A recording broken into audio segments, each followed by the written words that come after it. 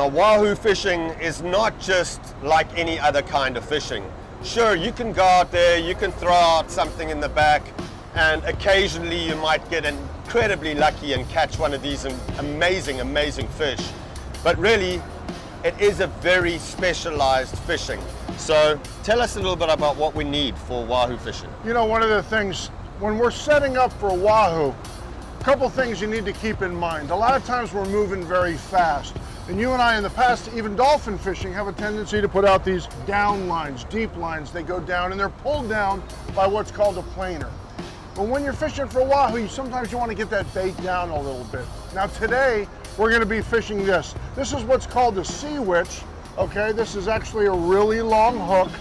It's called a planer hook, really, really sharp. But this basic piece here, the stainless, will hold down a bonita strip, which is a piece of fish cut out of a bonita that's highly salted, that can withstand getting a bite from a wahoo. So we're gonna put this bait on this hook, and we're gonna troll it down anywhere from 20 to 40 feet based on our speed.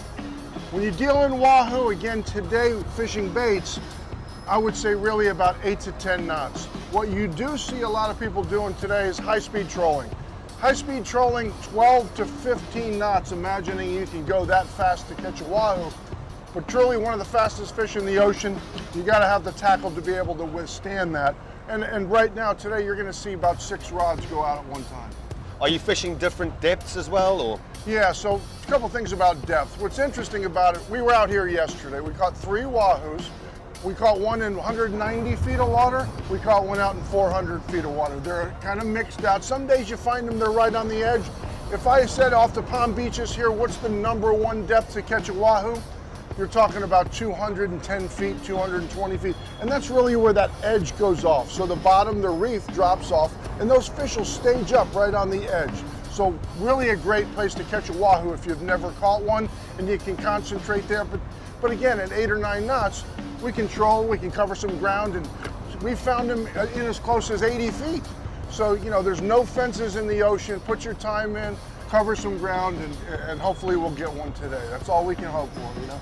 There's a lot of talk about the lunar cycle with wahoo fishing and periods of heightened activity because of the state of the moon. Can you tell us a little bit about that? What's interesting about it is a great point, and I'm glad you bring it up, because if you said, hey, hypothetically, I want to go catch a wahoo, I don't care where you are in the world, Mexico, Florida, the Northeast, doesn't matter. Guys in the Gulf of Mexico, offshore, where you would think that moon or current doesn't have anything to do with it, it highly has something to do with it.